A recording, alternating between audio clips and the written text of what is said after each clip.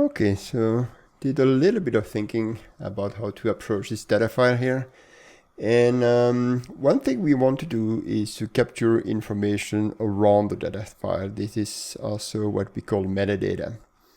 For that, we use a spreadsheet format. There's different ways to do it, but a very simple way we have designed over time is a spreadsheet format that we call metasheet. I have that in Google Sheet or in Excel. So if you look at a metasheet, think of it as a code book, but broken down into multiple pieces, so we can actually reuse some of these elements of information. So a metasheet is basically an Excel sheet or a Google sheet that contains different tabs or sheets.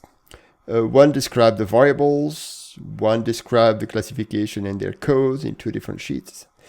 And we also have two others that are there to describe the records and the record layers.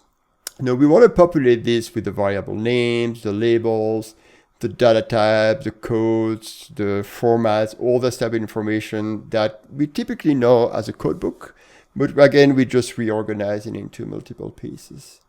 So once we have this, actually, we can turn this into other metadata to populate standards such as DDI, generate SQL code to produce database tables, or populate other metadata-driven platform. Now, if you go back to these layout files here, everything is in here. I mean, at least the basic pieces that we want. You have the variable names in SAS and COBOL. You have their label here, for example, provider category subtype. You have a description. You have the code list. You have where it starts. You have the variable type. And the code lists are one of the important pieces. So we've decided at this point to write a little Python script that is going to parse these layout files and turn them into little CSVs that we can then load into the metasheet and start doing our metadata documentation work. So that's the first step. That will take a little bit of work, and once it's completed, we'll come back to that. In the meantime, the other thing we can do is start to learn a little bit more about the data. And for that, there's various data profiling tools that we can use. We like to use Pandas profiling, which is a Python library. It's on GitHub. You can go on Pandas profiling or Google it. And you'll find here is a tool that will take, for example, a CSV files like the one we have, and then start producing various output, particularly an HTML file that will tell you about the variable, the frequencies, the summary statistics, descriptive statistics, histogram, and this type of things. So I already have this package installed on my computer. So what I'm going to do, I'm going to open a terminal because I want to run this from the shell. And then I'm going to go to the directory where my CSV files are located. For example, we can start with this other CSV file. I'm going to copy that. I'm going to cd to that directory here. I'm going to clear. And then it's pretty simple. If you have this installed, you're just going to type pandas profiling. I'm going to do a -m to do minimal. We don't want all the advanced, we don't need actually all the advanced statistics that sometimes are being produced. Then you're going to put the name of the CSV file. Oops, this is a bit too long. I'm going to do it this way. I'm going to go delete this, the name of the CSV file. Here we go. And then you also want to name the output file. So in this case, I'm going to name this the same name, .csv.html. Then I'm going to run this, and depending on the size of the file, it takes a little while. I'm going to run this on both files. And oops, there's a little error here. Okay, I'm going to try to fix all that, run this on both the files, and then we'll just look at the outputs. And I'll be back when this is completed. Okay, so we have successfully executed the Python profiler on the CLIA file. That one worked fine. We'll look at the output in a minute.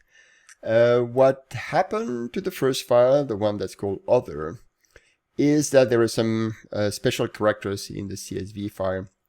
So if you go to this other file, which is here, you go around, you can see, for example, on record 209, 2010, and this type of file, there's a special O character. Python is quite sensitive to that. Python actually likes the strings and data file to use UTF-8 encoding. And this is just more of a regular CSV file. So if you try to read this directly in Python, it will cause the errors that we have just seen. No, this is fixable. We could actually convert the file to UTF-8 and do some real things like that. But at this point, I'm just going to ignore it. This profiling exercise is more like for information purposes, to get a feel of what's in the data file, what does it look like. Since it just went well on the bigger file, the main file, the CLI here, I'm just going to keep it at that. I'm not going to do anything else, and I'm just going to leave aside this other file when it comes to profiling. I'm just not going to spend extra time on that. So from here, we can then look at the profiling output for the CLIA file. So if you open that, you will see this nice little HTML, and it just tells you more about the variables and the data file. So for example, we know we have that number of observation, about just over 500,000. We have 100 variables. There are some missing cells, and you can start scrolling down, and for each of the variables, you have a little report about the number of distinct value. This is, for example, useful if you're trying to find identifiers or primary keys. You can see distribution for categorical variables.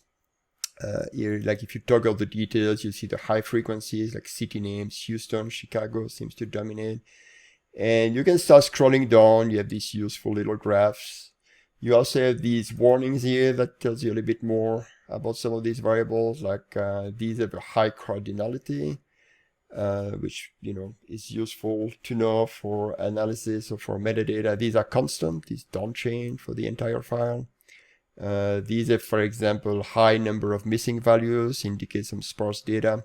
So this HTML report is quickly produced using Python. It's great if you have time to do it. Just run it on your CSV file. It takes a few minutes or more if the file is very, very large, but it's just good to know.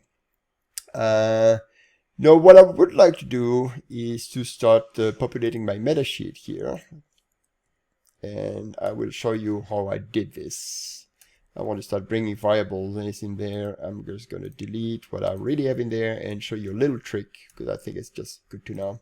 If I want the variable names in here, I could just wait for the parser to get out of that layout file, but I kind of want to get going.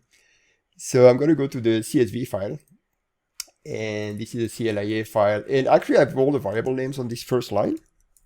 So a little trick you can do with any text editor, you can just take that, and we want this in a vertical format because we want that in a spreadsheet.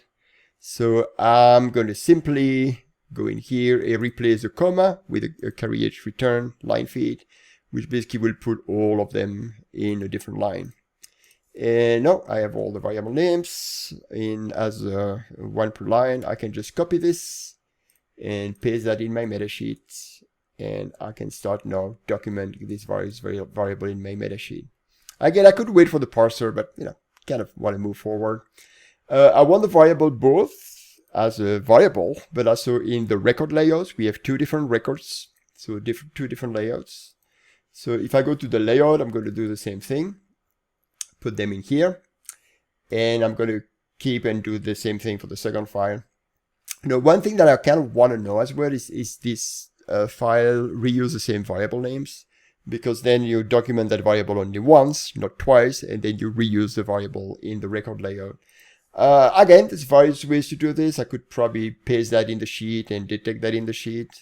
One other quick way to do this is I can take, again, this first row from the CLIA file, and I'm going to take the first row of this other file and just put them side by side, just next to each other.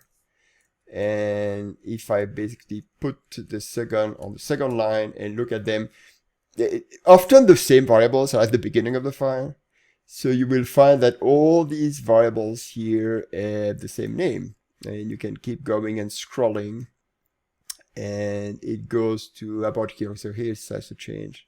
So you can see all the way down to this variable here, which is the CBSA urban rural indicator, I guess. Sorry, CBSA code is the same. After that, they start to see variations in the variable names. But this tells me that all this first set of variables here are the same variable. So when I go to my meta sheet here in the variables, then they will only need to be documented and show up once. And then I will reuse them in two different record layouts. Again, it's a little trick, just good to know. And once we have these things together, we can move forward in capturing the metadata around these two data files. So at this point, I will wait for the script to complete so we can parse the layout and bring all the information we want in here. I'm going to add a few things to the meta sheet as well that are required, such as identifiers, bank, and those type of things. I'll do that offline, come back to it, tell you a little bit more about what these things are, and then we'll resume the work on the metadata.